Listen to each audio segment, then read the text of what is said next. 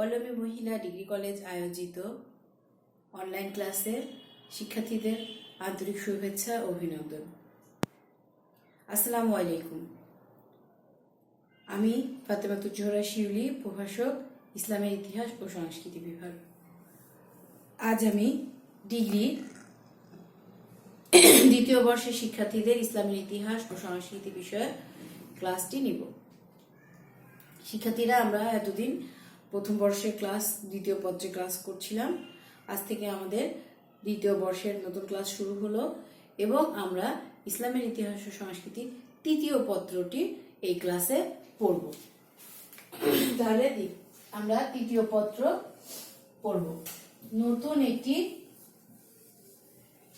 পত্র আমরা পড়ব। এই পত্রে প্রথমে এসো আমরা এর সিলেবাস বা এর পরিধি বা ব্যাপ্তি কতখানি সেটা সম্পর্কে একটু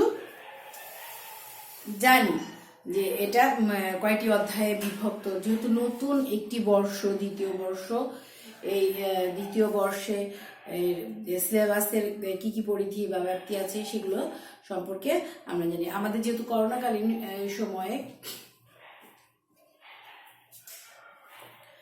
এই সিলেবাসগুলো জানাই ছিল, তারপরেও আমি আবার তোমাদেরকে এই সিলেবাসের বিষয়বস্তু সম্পর্কে তোমাদেরকে জানাই।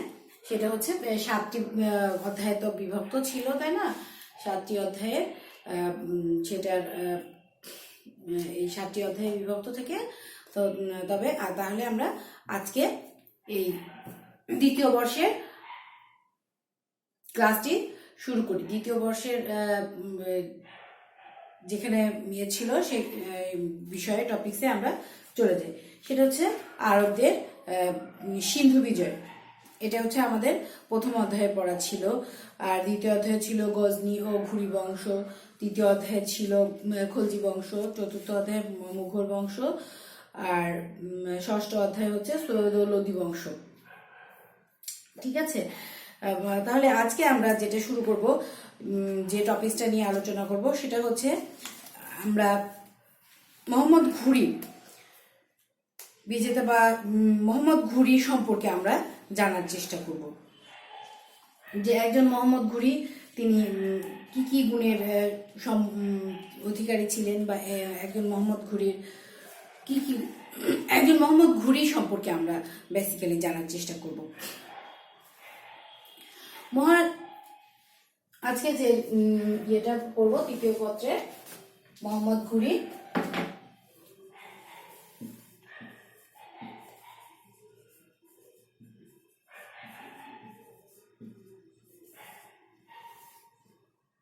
মোহাম্মদ ঘুরি হচ্ছে আমাদের আজকের আলোচ্য বিষয়।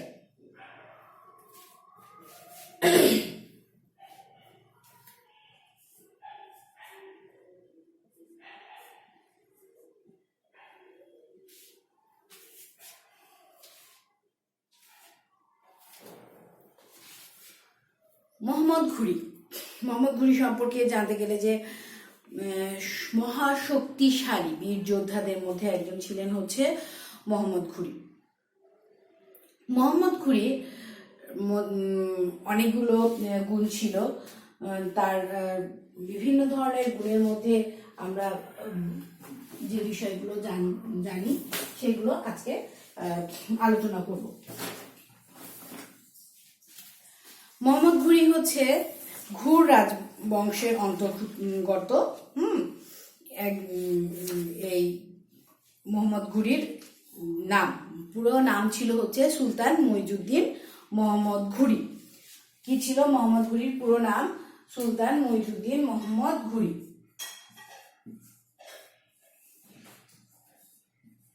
সুলতান মুইজউদ্দিন মোহাম্মদ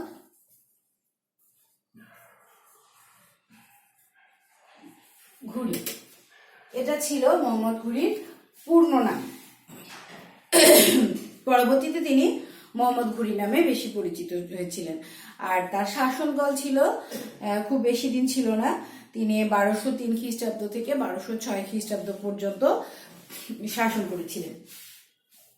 মোহাম্মদ ঘুরি শাসনকালটা আমরা দেখে নিই। 1203 থেকে 1206 খ্রিস্টাব্দ। এই হচ্ছে মোহাম্মদ ঘুরির শাসনকাল।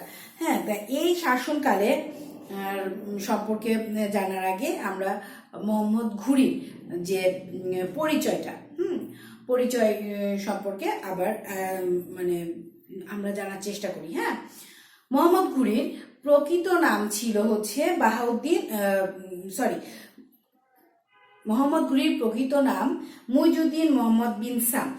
তবে শিহাবুদ্দিন মোহাম্মদ ঘুরি বা মোহাম্মদ ঘুরি হিসেবে তিনি সমধিক পরিচিত। আমি যেটা কেবলমাত্র তোমাদেরকে বলছিলাম যে শিহাবুদ্দিন বা মোহাম্মদ ঘুরি নামে তিনি বেশি পরিচিত। তার সাম্রাজ্যের কেন্দ্র ছিল হচ্ছে বর্তমান আফগানিস্তানের ঘুর প্রদেশ। সাম্রাজ্যের কেন্দ্র কি ছিল? আফগানিস্তানের ঘুর প্রদেশ। এটা ছিল মোহাম্মদ ঘুরির সাম্রাজ্যের অবস্থান। হ্যাঁ, মোহাম্মদ ঘুরি অনন্য সাধারণ সমর প্রতিভা ও ক্ষমতা সম্পন্ন শাসক ছিলেন। তার মধ্যে প্রবল উচ্চাকাঙ্ক্ষা থাকলেও বড় ভাই গিয়াসউদ্দিনের প্রতি তার প্রবল আনুগত্য ছিল। তাই ভাইয়ের জীবদ্দশায় গজনির শাসনকর্তার পদ লাভেই তিনি সন্তুষ্ট থাকেন। 1203 খ্রিস্টাব্দে ভাই গিয়াসউদ্দিনের মৃত্যুর পর তিনি ঘুর সিংহাসনে অধিষ্ঠিত হন। অবশ্য গজনির শাসনকর্তা থাকা অবস্থায় তিনি রাজ্য জয়ে মনোনিবেশ করেন এবং ভারতে অভিযান শুরু করেন। তৃতীয় পর্যায়ে অভিযান পরিচালনা করে ভারতবর্ষের সর্বপ্রথম স্থায়ী মুসলিম সাম্রাজ্য প্রতিষ্ঠার কৃতিত্ব অর্জন করেন। সঙ্গত কারণে ইতিহাসবিদরা তাকে মুসলিম সাম্রাজ্যের ভারতে মুসলিম সাম্রাজ্যের প্রকৃত প্রতিষ্ঠাতারও মর্যাদা দেন। এই তার সমস্ত কিছু নিয়ে তার একটি সংক্ষিপ্ত পরিচয় আমরা জানতে পারলাম, তাই না? এখন হচ্ছে আমরা জানার চেষ্টা করব যে একজন মোহাম্মদ ঘুরির শাসক হিসেবে কেমন ছিল, বা মোহাম্মদ ঘুরির ভারত অভিযানের কারণ সমূহ, এই বিষয়গুলো আমরা জানার চেষ্টা করব। ঠিক আছে? 8ম শতকে মোহাম্মদ বিন কাসিম সর্বপ্রথম মুসলিম শাসক হিসেবে ভারত অভিযান করলেও তার মৃত্যুর কারণে ভারতে সাম্রাজ্য প্রতিষ্ঠা করা সম্ভব হয়নি। পরবর্তীতে গজনির সুলতান, যেটা আমরা জানি, গজনির সুলতান মাহমুদ 17 বার ভারত অভিযান চালিয়ে সফলতা অর্জন করেন, কিন্তু কোনো সাম্রাজ্য প্রতিষ্ঠা করা তার উদ্দেশ্য ছিল না। পরবর্তীতে মোহাম্মদ ঘুরি ভারত অভিযান চালিয়ে সাম্রাজ্য বিস্তারে মনোনিবেশ করেন। মোহাম্মদ ঘুরি সুলতান মাহমুদের মতো প্রতিবার সুলতান মাহমুদ যেমন 17 বার অভিযান করে সফলতা অর্জন করেছিল, মোহাম্মদ ঘুরি সফলতা অর্জন না করলেও ভারত অভিযানে একটি বিশেষ স্থায়ী ফলাফল ছিল মোহাম্মদ ঘুরির যে অভিযানগুলো ছিল, সেই অভিযানগুলো সম্পর্কে আমরা এখন জানি। প্রথমে মোহাম্মদ ঘুরি হচ্ছে মুলতান অধিকার করে। ঠিক আছে, মোহাম্মদ ঘুরির অভিযানগুলো সম্পর্কে দেখি।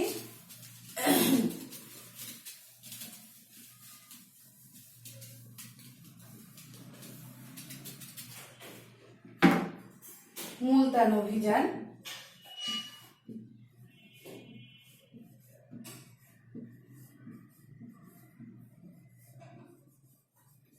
ভারত অভিযানের মধ্যে একটি গুরুত্বপূর্ণ সেটা হচ্ছে মুলতান অভিযান।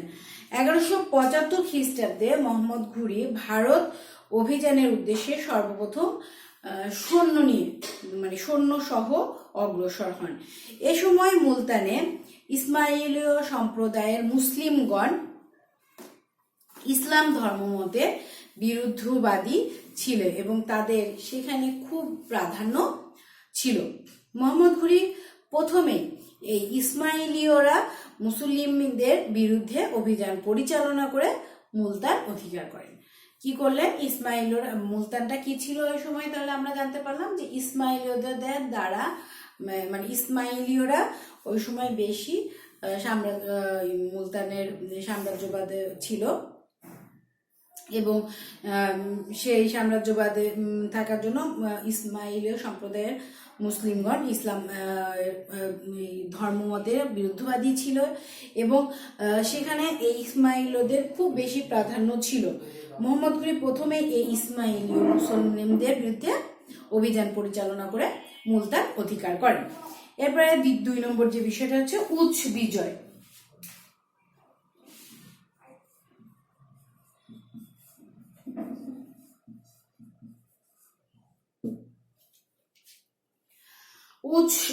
মুলতান অধিকার করার পরে 1175 থেকে 76 খ্রিস্টাব্দে মোহাম্মদ ঘুরি করে যে সিন্ধুর উচ দুর্গের দিকে অগ্রসর হয়, এবং উচ দুর্গ মোহাম্মদ ঘুরি মুসলমানদের অধীনে নিয়ে আসে। কোনটা? উচ বিজয়, কিন্তু উচ একটা দুর্গ ছিল, বুঝছো? এই উচ দুর্গ 1175 থেকে 76 খ্রিস্টাব্দ, হ্যাঁ, 1175 থেকে 76 খ্রিস্টাব্দে উচ বিজয়ে যায় এবং উচ মুসলমানদের অধীনে আসে। এরপরে 3 নম্বর যেটা বিষয় জানবো সেটা হচ্ছে গুজরাট অভিযান।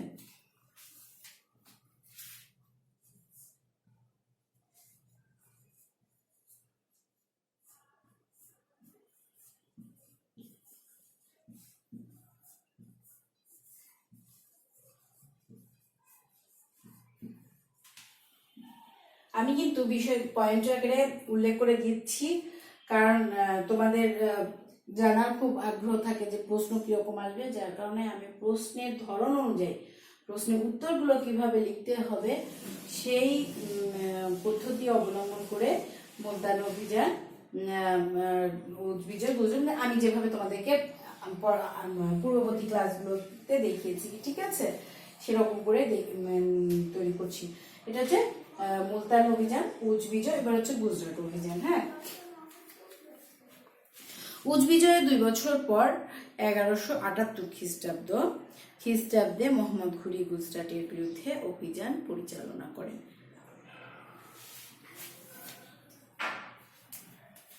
এটা কত সালে? 1178 খ্রিস্টাব্দে, ঠিক আছে। 1178 খ্রিস্টাব্দে হচ্ছে গুজরাট অভিযান করলেন, কিন্তু তিনি গুজরাটের বাঘেলা বংশের রাজা ভীম এর রাজধানী আনাহিলওয়ারের দখল করতে ব্যর্থ হন। মানে আনাহিলওয়ার যে একটা জায়গার নাম, সেই জায়গাটি দখল করতে বাধ্য হন।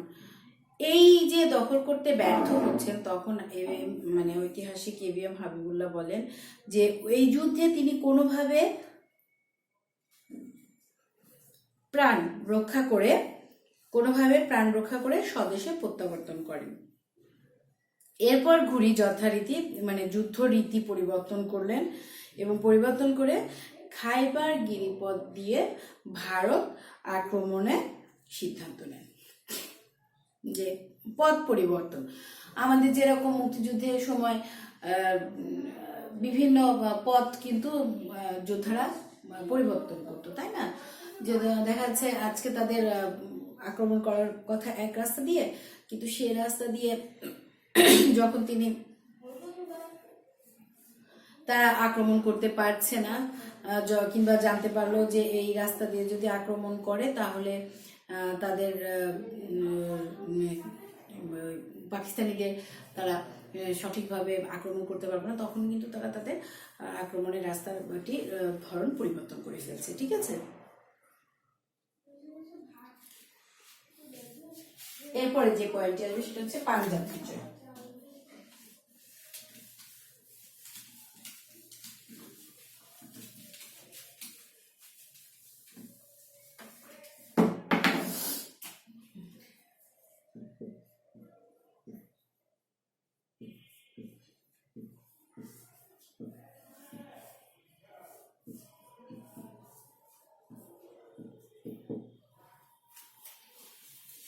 ঠিক আছে। পাঞ্জাব বিষয় পয়েন্টটি, হ্যাঁ পাঞ্জাব বিষয়ে আমরা সম্পর্কে জানি। মোহাম্মদ ঘুরি গুজরাট অভিযানে ব্যর্থ হয়ে নিরুৎসাহিত হলেন না। শক্তি সঞ্চয় করে 1179 সালে তিনি পেশোয়ার আক্রমণ করে গজনি বংশের শেষ সুলতান খুশরি মালিককে পরাজিত করে পেশোয়ার জয় করেন। পাঞ্জাব জয় করেন। গজনি রাজ্যের শেষ অংশটুকু লাহোর অধিকার করে সাম্রাজ্যের অন্তর্ভুক্ত করেন। পাঞ্জাব অধিকার করে মোহাম্মদ ঘুরি ভারতের অভ্যন্তরে প্রবেশের পথ প্রশস্ত করলো। যে সুলতান মাহমুদরা অভিযান করে তারা রাজ্য প্রতিষ্ঠা না করে চলে যায়, কিন্তু মোহাম্মদ ঘুরি কিন্তু সেটা করছেন না। মোহাম্মদ ঘুরি কি করলো, যে ভারতে কিভাবে প্রবেশ ঘটাতে হবে এবং ভারতে সাম্রাজ্যের স্থায়ী প্রতিষ্ঠা করা যায় সেরকম একটি ব্যবস্থা করলো। এরপরে যেটা খুবই গুরুত্বপূর্ণ একটি বিষয় মোহাম্মদ ঘুরির সময়ে আসছে, সেটা হচ্ছে মোহাম্মদ ঘুরির সময় যে যুদ্ধগুলো হয়েছিল সেই যুদ্ধের বিষয়টি, সেটা হচ্ছে রাজপুত রাজাদের সাথে মোহাম্মদ ঘুরির অভিযান। যে অভিযানটি খুবই গুরুত্বপূর্ণ একটি অভিযানের মধ্যে পড়ে। সিন্ধু, মুলতান ও পাঞ্জাব অধিকার এবং সেখান থেকে বিপুল ধন সম্পদ হস্তগত হওয়ার পর ঘুরি বেশ আশান্বিত হয়। এমত অবস্থায় তিনি ভারতের মূল ভূখণ্ডে প্রবেশের পরিকল্পনা করেন এবং এর অংশ হিসেবে তিনি দিল্লি ও আজমিরে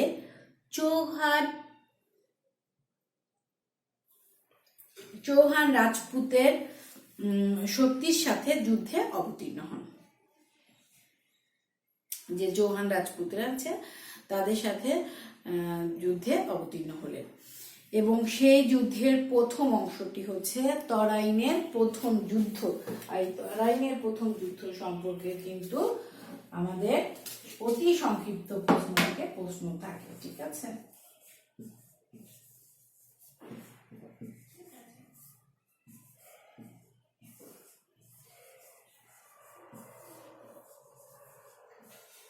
তরাইনের প্রথম যুদ্ধ।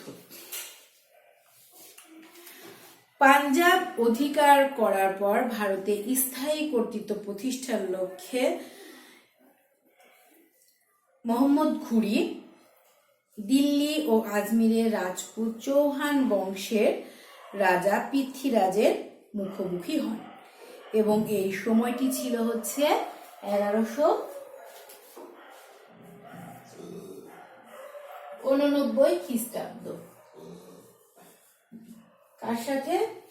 চৌহান রাজপুত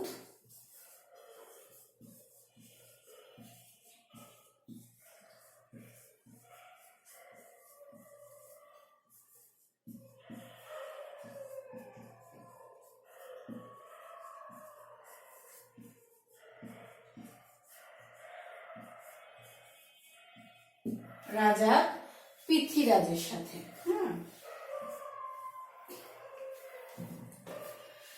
রাজা পৃথ্বীরাজের সাথে তোমরা যদি এই নামটি মনে ভুলে যেতে পারো, তো এইভাবে ভাবতে পারো যে তোমাদের পরিচিত কারোর নাম হচ্ছে পৃথ্বীরাজ। এই সেই হিসেবে এভাবে নামটি মনে রাখতে পারো যে এই মোহাম্মদ ঘুরি কার সাথে যুদ্ধে অবতীর্ণ হয়েছিল, সেটা হচ্ছে রাজা পৃথ্বীরাজের সাথে। 1189 খ্রিস্টাব্দে ভাতিন্দা দখল করে মোহাম্মদ ঘুরি চৌহান রাজের বিরুদ্ধে অগ্রসর হলে তাকে মোকাবেলার উদ্দেশ্যে পৃথ্বীরাজ উত্তর ভারতের হিন্দু রাজাদের সমন্বয়ে একটি কনফেডারেসি বা ঐক্যজোট গঠন করেন। কনৌজ রাজা জয়চাঁদ ছাড়া প্রায় সব হিন্দু রাজারাই এই পৃথ্বীরাজের কনফেডারেসিতে যোগদান করেন।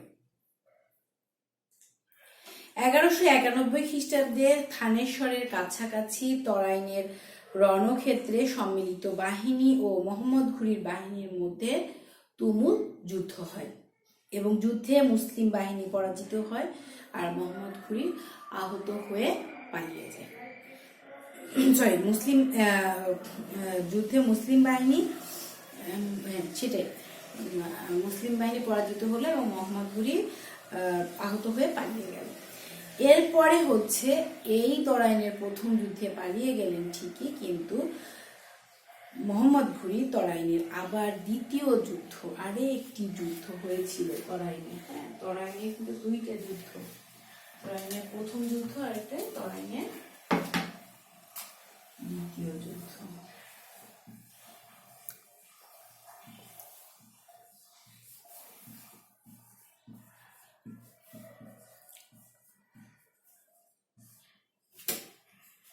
আমরা যে বিষয়টি বলি যে একবার না পারিলে দেখো শতবার, সেরকম যে একবার যে তরাইনের যুদ্ধে যে মোহাম্মদ ঘুরি পরাজিত হয়েছিল বলেই সে আর যুদ্ধে অংশগ্রহণ করবে না, ঠিক তেমনটি নয়। তরাইনের দ্বিতীয় যুদ্ধেও প্রথম যুদ্ধের গ্লানি মোহাম্মদ ঘুরিকে প্রতিশোধ স্পৃহায় উদ্দীপ্ত করে তোলে এবং এই অবস্থায় 1192 খ্রিস্টাব্দে 1,20,000 সৈন্যের এক বিশাল বাহিনী নিয়ে তিনি পুনরায় যুদ্ধযাত্রা করেন। কত সৈন্য? 1,20,000 সৈন্যের বাহিনী এবং সময়কাল ছিল, প্রথম যুদ্ধ ছিল 1189, দ্বিতীয় যুদ্ধ হচ্ছে 1192।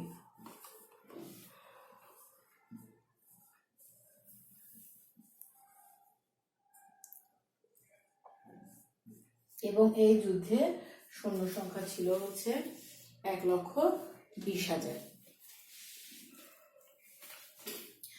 বিশাল বাহিনী নিয়ে তিনি যুদ্ধ করেন। মুসলিম বাহিনীর মোকাবেলায় পৃথ্বীরাজ 3 লক্ষ সৈন্যের একটি বিশাল বাহিনী নিয়ে সংগঠিত করেন, কিন্তু তার আহ্বানে সাড়া দিয়ে প্রায় 150 রাজপুত রাজা পৃথ্বীরাজের পতাকার তলে সমবেত হয়েছিল বলে ঐতিহাসিক ঈশ্বরী প্রাসাদ বলেছেন। তরাইনের প্রান্তরে উভয় বাহিনী মুখোমুখি হলো এবং বিপুল সংখ্যাগরিষ্ঠতা সত্ত্বেও মোহাম্মদ ঘুরির উন্নত রণকৌশলের কাছে সম্মিলিত রাজপুত বাহিনী শোচনীয়ভাবে পরাজিত হয় এবং পালিয়ে যাওয়ার সময় রাজা পৃথ্বীরাজ ধরা পড়ে আর নিহত হয়। এরপরে মোহাম্মদ ঘুরির আরেকটি অভিযান, সেটা হচ্ছে রাজা জয়চাঁদের বিরুদ্ধে অভিযান।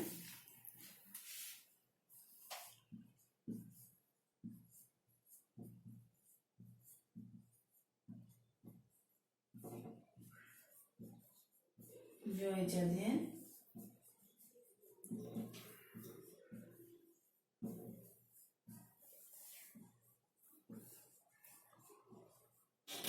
রাজা জয়চাঁদের বিরুদ্ধে অভিযান।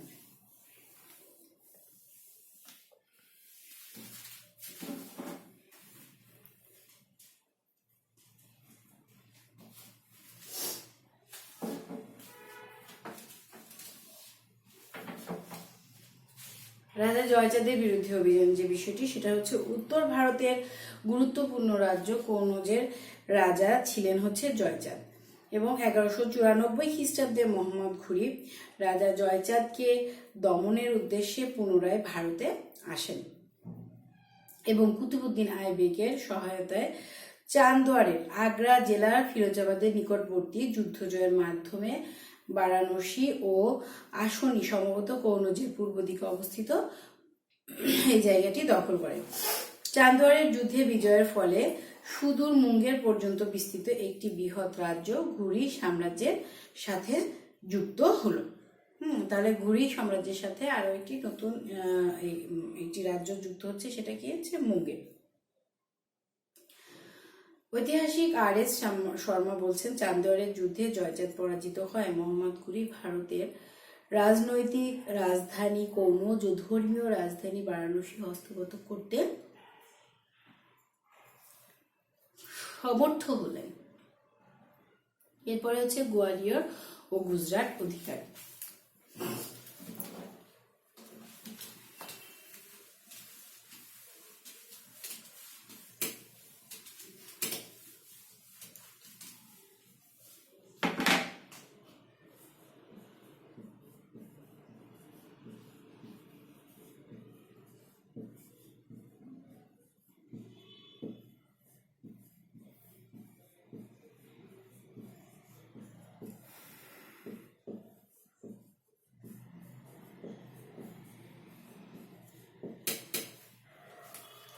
গোয়ালিয়র ও গুজরাট অধিকার।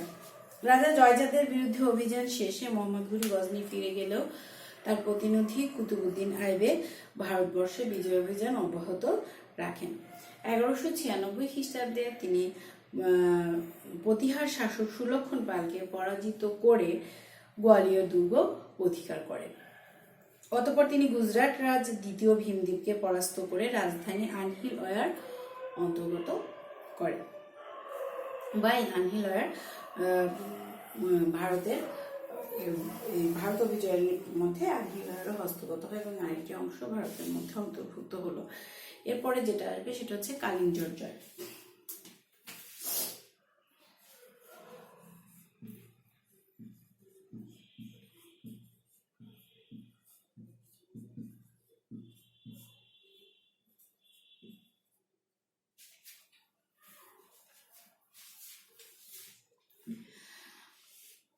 কুতুবুদ্দিন আইবেক 1202 খ্রিস্টাব্দে বুন্দেলখণ্ডের রাজপুত চান্দেল রাজ পরমর্দি দেবের বিরুদ্ধে অভিযান পরিচালনা করেন। রাজা পরমর্দি দেব পরাজিত হলে তার সামরিক রাজধানী কালিঞ্জর মুসলিম অধিকারে আসে এবং মাহবা ও খাজুরাহ মুসলিম বাহিনী দখলে আসায় প্রায় সমগ্র উত্তর ভারত মুসলিমদের কর্তৃত্ব প্রতিষ্ঠিত হয়। ঠিক আছে, এরপরে হচ্ছে বাংলা ও বিহার বিজয়। আরেকটি পয়েন্ট হচ্ছে বাংলা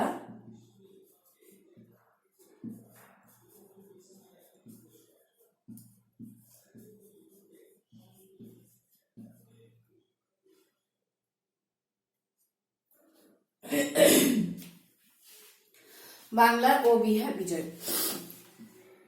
কুতুবুদ্দিন আইবেক যখন উত্তর ভারতের রাজ্য বিস্তারে ব্যস্ত তখন তার সুদক্ষ তুর্কি সেনাপতি ইখতিয়ার উদ্দিন মোহাম্মদ বিন বখতিয়ার খলজি পূর্ব ভারতের বিহার ও বাংলা অধিকার করেন। 1197 খ্রিস্টাব্দে তিনি পাল বংশের শাসক ইন্দ্রমানকে পরাজিত করে বিহারের উদন্তপুর দখল করেন। ইন্দ্রমানের আরেকটি নাম হচ্ছে লক্ষণ সেন। লক্ষণ সেন হচ্ছে বাংলা ছিল। উদন্তপুর দখল করলে উদন্তপুর ছিল মূলত একটি বৌদ্ধ শিক্ষা কেন্দ্র। বিহার জয়ের পর 1204 খ্রিস্টাব্দে ইখতিয়ার উদ্দিন নদিয়া আক্রমণ করে সেন বংশের রাজা লক্ষণ সেনকে পরাজিত করে বাংলা জয় করেন। এটা আমরা সবাই মোটামুটি জানি। লক্ষণ সেন তাকে কোনো বাধা প্রদান না করে বিক্রম করে পালিয়ে যায় এবং এই জয়টি খুবই সহজ ছিল ইখতিয়ার উদ্দিন মোহাম্মদ বখতিয়ার জন্য। অবশ্য তার তিব্বত জয়ের দুঃসাহসিক অভিযানটি ব্যর্থতায় পর্যবসিত হয়। এই হচ্ছে মোহাম্মদ ঘুরির অভিযানের ফলে এই জায়গাগুলো কিন্তু দখল করলো হচ্ছে মোহাম্মদ ঘুরি। ঠিক আছে, এই যে মোহাম্মদ ঘুরির ভারত অভিযানের যে যে কাজগুলো করলো তাহলে আমরা আরেকবার রিভিউ দিয়ে দেখি যে কি কি করলো। পয়েন্টগুলো একটু খেয়াল করে দেখি যে গোয়ালিয়র ও গুজরাট অধিকার, কালিঞ্জর জয়, বাংলা বিহার জয়, এদিকে তরাইনের কয়টা যুদ্ধ হয়েছিল? তরাইনের 2টি যুদ্ধ হয়েছিল, তাই না? তরাইনের প্রথম যুদ্ধ, তরাইনের দ্বিতীয় যুদ্ধ। এটাও হচ্ছে গুরুত্বপূর্ণ পয়েন্ট হিসেবে আসছে। আর আসলে হচ্ছে মুলতান ও সিন্ধু অভিযান, গুজরাট অভিযান, পাঞ্জাব অধিকার। এই পয়েন্টগুলো কিন্তু আমরা মোহাম্মদ ঘুরির ভারত অভিযান সমূহের মধ্যে দেখতে পাই এবং এই অভিযানগুলো সম্পূর্ণ করেন মোহাম্মদ ঘুরি। মোহাম্মদ ঘুরি এই অভিযান সম্পূর্ণ করে ভারত অভিযানে তার কর্মকাণ্ডগুলো কেমন ছিল সেই বিষয়ে সম্পর্কে আমরা জানতে পারছি, তাই না? তাহলে মোহাম্মদ ঘুরির ভারত অভিযান সম্পর্কে আজকে আমাদের ক্লাস থেকে অবশ্যই খুব ভালো একটি ধারণা নিতে পেরেছো তোমরা। পরবর্তী ক্লাস দেখার জন্য তোমাদের আমন্ত্রণ রইল। ধন্যবাদ সবাইকে।